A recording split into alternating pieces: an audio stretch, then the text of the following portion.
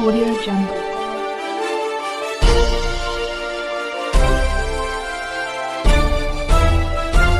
Audio Jungle.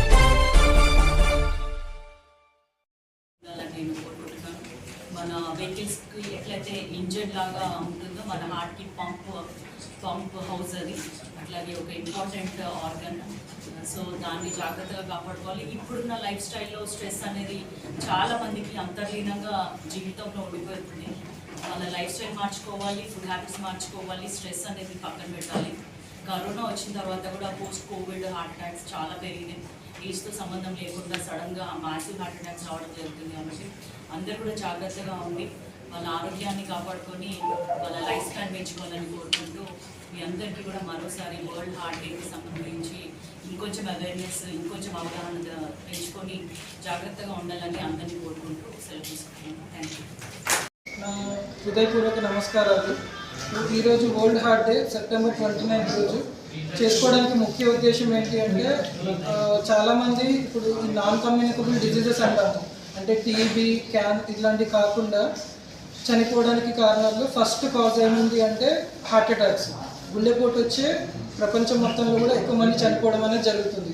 So ఆ గుండె జబ్బులు తగ్గించడానికి ముఖ్య ఉద్దేశంగా సెప్టెంబర్ 29ని 1999లోనే ఈ వరల్డ్ హార్ట్ డే అనేది మొదలుపెట్టారు.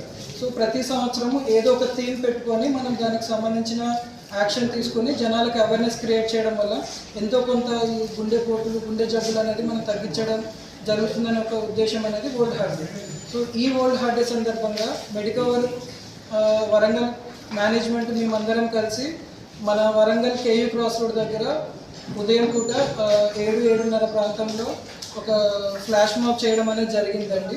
అంటే కొంతమంది మెడికల్, నర్సింగ్ పీపుల్, అంటే స్టూడెంట్స్ని తీసుకొచ్చి వాళ్ళకి ఒక అవేర్నెస్ క్రియేట్ చేసి అట్ ద సేమ్ టైం మనం ఒక చిన్న స్కిట్ అనేది, అంటే ఎందుకు ఎక్కువ ఈ గుండెపోటు వస్తుంది అంటే మనందరికీ తెలిసిందే ఈ మన ఈ యొక్క జీవన శైలిలో ఎక్కువ తాగడం అలవాటు, సిగరెట్ కావచ్చు, మందు కావచ్చు, లేకపోతే ఈ పాత రోజుల్లో ఉన్న ఫుడ్ అనేది ఇప్పుడు లేదు. ఇప్పుడు ఎక్కువ మనకు పిజ్జా, బర్గర్లు.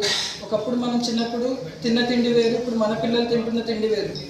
సో వీటి వల్ల చిన్న వయసులో కూడా మనం గుండెపోటు అనేది చూస్తున్నాము. సో అది ఎలా వస్తుంది అనేది, వచ్చిన వెంటనే ఎలా మనం రెస్పాండ్ అవ్వాలి అనేది మొత్తం ఒక సిపిఆర్ అనేది ఈ రోజుల్లో మీ మీడియా మిత్రులు కూడా చాలామందికి అవేర్నెస్ క్రియేట్ చేస్తున్నారు. సో సిపిఆర్ అనేది చాలా మంచి పద్ధతి అండి. ఇప్పుడు మనం ఒక దారిలో వెళ్తున్నాము, సడన్గా ఒకరు పడిపోయినప్పుడు మనం గుండె స్పందన నాడి ఉందో లేదో తెలుసుకొని, లేదు అని గ్రహించిన వెంటనే మనం గుండె పైన 2 చేతులు ఇలా పెట్టి ఒత్తిడి చేయడం వల్ల, ఇట్లా ఒత్తడం వల్ల ఏంటంటే ఈ శరీరానికి, ముఖ్యంగా మెదడుకి రక్తం సరఫరా అనేది ఆగకుండా, గుండె కండరం కూడా ఆగకుండా మనం ఒత్తడం వల్ల వెంటనే గుండె పనిచేయడం అనేది జరుగుతుంది. సో కొన్ని నిమిషాల్లోనే వాళ్ళ ప్రాణాలు కాపాడడానికి అవకాశం ఉంటుంది. ఇది చాలామందికి చేరడం ముఖ్యం. ఎందుకు అంటే ఎక్కడో పడిపోయిన వాళ్ళకి దగ్గరలో హాస్పిటల్ ఉండొచ్చు, ఉండకపోవచ్చు. సో వాళ్ళు అక్కడ దాకా చేరొచ్చు, చేరకపోవచ్చు. కానీ ప్రతి ఒక్కరికి మనకి సిపిఆర్ పైన అవగాహన ఉంటే ఏంటంటే మన చుట్టుపక్కల ఇంట్లో కావచ్చు, దారిలో కావచ్చు, ఎక్కడైనా కూడా ఇలా జరగానే మనం వాడిని ప్రాణాలు కాపాడి హాస్పిటల్కి చేర్చడానికి మనం సమయం పొందడానికి అవకాశం ఉంటుంది. సో ఇవన్నీ అవేర్నెస్ క్రియేట్ చేయడం కోసం పొద్దున్న కేయూ క్రాస్ రోడ్లో ఒక చిన్న అవేర్నెస్ ఫ్లాష్ మాబ్ అనేది క్రియేట్ చేశామండి. సో ఇక్కడికి వచ్చిన వాళ్ళందరికీ నా హృదయపూర్వక ధన్యవాదాలు.